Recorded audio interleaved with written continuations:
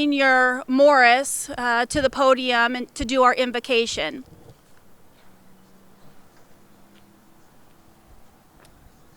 Thank you, Maggie, and it's good to be here. I was speaking with one of our residents soon to be admitted this morning, and her name is Deborah, and she said God is first in her life and God provides. And we gather here because God does provide as we begin this new initiative to serve the homeless in our community. And so let us acknowledge God's presence in prayer. We hear in the sacred scriptures in Matthew 25, "Come, you who are blessed by my Father, inherit the kingdom prepared for you from the foundation of the world. For I was hungry, and you gave me food. I was thirsty, and you gave me drink. A stranger, and you welcomed me." Lord, we thank you for the blessings of this day, for the blessings of our local community and the initiative to serve the community here at Tampa Hope. We thank you for the benefactors that have supported this initiative and ask your continued blessings as we go forward to serve the homeless, not only to provide them with a home, but to provide them with hope for the future. We ask your blessing upon us as we take this initiative and continue your mission in our community and in the world in which we live. Amen.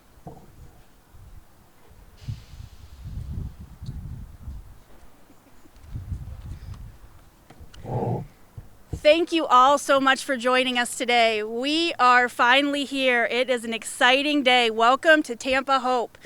Long time coming, long time coming. We've been waiting for years for this. I have to thank the city of Tampa and the amazing partnership that we have with them, led by Jane Castor and Chief John Bennett, who have been such amazing supporters. Our ride or dies, let's get through this. We have finally landed. To the city staff behind the scenes that have done so much for us, helping us find a location to call home. I hope that everyone gets to walk around and check the property out. We are so happy to be here. So many other people, and I can't even begin to mention names, I'll forget somebody, but so many people to thank along the journey. The parishes, St. Stephen's, Christ the King, St. Timothy's, all of those that have come to help us, our volunteers, our partnerships in the community that were here along our pilot project that we did on Florida Avenue in 2020. We hope that they continue to help us grow and prosper. We hope to make new friends and have new folks come along our journey. And I'm just so grateful to finally be here. To my board members that are here in the audience, those that have supported us along the way. Candy Olson's here, Jerry Gilia, Monsignor Morris. Again, thank you so very much. And so without further ado, I'd like to welcome Jane Castor to the podium. Thank you. Thank you, Maggie. As we all know, homelessness is an issue that affects those in our community and really nationwide. And when you look at the problem, the issue of homelessness, it doesn't just have one identity. We've got homeless youth, we have individuals, and we have families that are out on the street struggling. And just as there isn't one identifier for those individuals that suffer from homelessness, there isn't one solution either. And so we have to travel every single path to try to provide the services and, most importantly, the shelter to those in need in our community. So I couldn't be more excited. I tell you, I couldn't be more excited to finally be standing here before you to have this ribbon cutting today. As Maggie said, there are so many individuals that have worked so hard to get to this point. This is one of the paths towards getting individuals back up on their feet and back out as productive members of our community. We know this is a proven solution. And the reason we know that, we've seen examples across the United States, including Pinellas County, but we've also had that success ourselves. When the pandemic first hit, one of the groups that was forgotten about were those individuals that were living out on the streets. And so Maggie and John Bennett put together a shelter for 100 individuals, put it up in record time, and were able to bring individuals off of the street. 80 of those 100 individuals were put into permanent housing, and there was not one COVID case in that particular shelter. So that is because of Maggie Rogers and her work. She is incredible.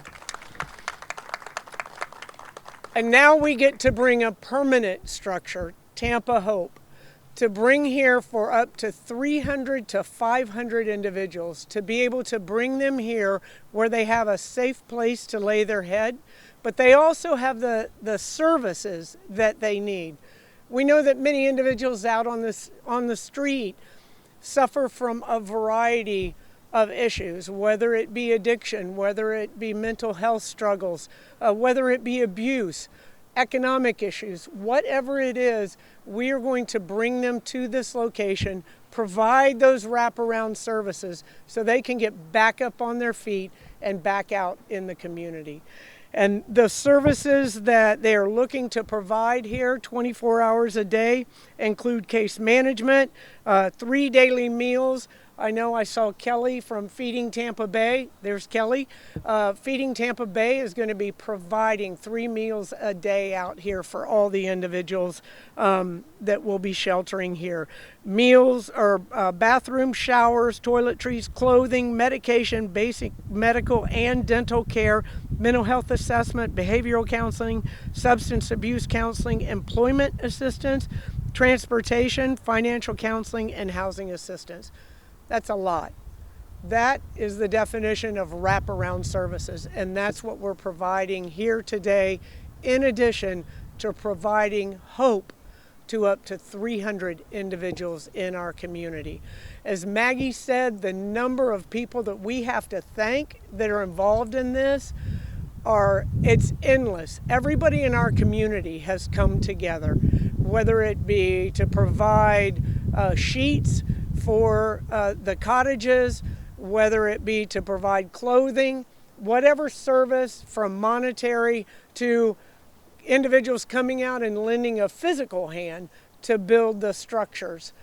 We are coming together as a community, and I couldn't be more proud of the work that is being done here today. I would like to recognize Councilman Goods, Orlando Goods. This is a partnership between the city, the mayor's office and city council. We always work together on issues to lift our community up and to transform Tampa's tomorrow. I also want to bring up, and he's not going to like this, but I want to bring up Maggie Rogers and John Bennett, and just for a second to talk about them. There are individuals that are persistent, and then there's Maggie and John. These two had a vision for Tampa Hope, and I can't tell you how many hurdles and roadblocks they have overcome to bring this to fruition. They both are saints in everyday clothing. I tell you, it is just incredible. And all of the credit, I know so many hands have worked in this, and I know the response of both of them is going to be, no, everybody else did it. If it were not for these two, we would not be standing here today. So this entire community owes a debt of gratitude on a number of levels to Maggie and to John. So you want to say a few words, John?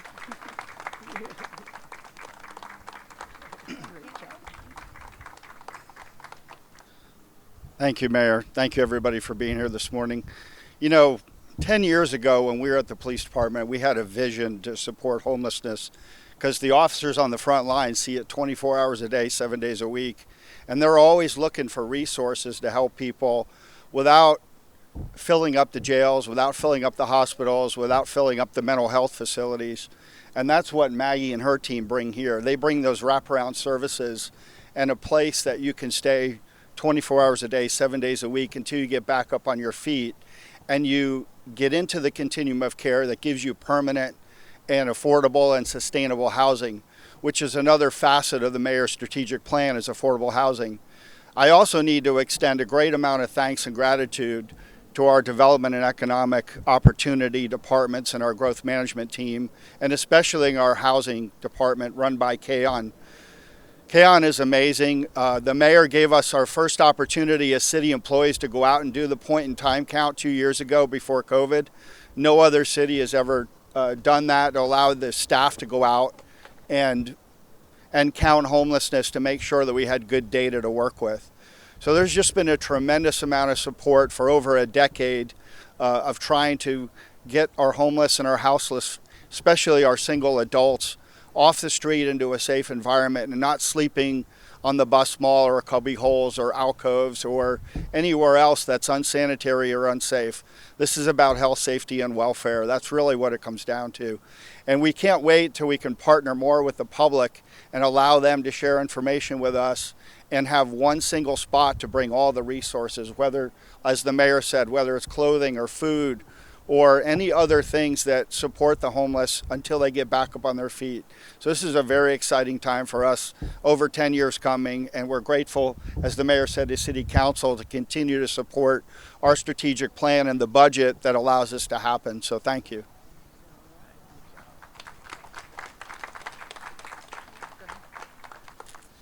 Thank you. Like the mayor said, I would say, and she's correct, this really isn't about Maggie Rogers. This is about Catholic Charities, the amazing staff and community that have come behind this project. If you see one of the purple shirts walking around, thank them, because they're the ones here working day in and day out with me. They're, Clara, our HR director, is willing to cover shifts, and director of programs, Danielle in the back, who was a ride or die on our first round, has been with me along this journey, and there's so many others. Our former, board president, Frank Murphy, I can't thank him enough for his support and his being pushy and just keeping me going and telling me to get it done. Really, it is a team effort, and we're so grateful. But I think it's more important you hear about the great work we do and the potential we have from a number one client of ours. So we will be bringing in 50 this week, and like the mayor said, we will go up to 300 over the course of the next year or so. And so I want to introduce you to Frank Creel, who will be one of our first clients here. He's going to come up and say a few words. Creel. Oh, man. First of all, I just want to thank God, the city of Tampa, John and Maggie, the mayor, and everyone that's staff here, and even the officers, for this great opportunity to reinvent myself and recharge myself and, take myself to where I know I belong in society and not in a jail or a prison or on a sidewalk. Yeah, it's a tent, but it's my tent. It's my apartment, it's my home, it's my mansion. And I live in it. And I welcome what these people are doing for me and the other guys who are here today. And I'm thankful and grateful for Tampa Hope and the city of Tampa. Thank you very much.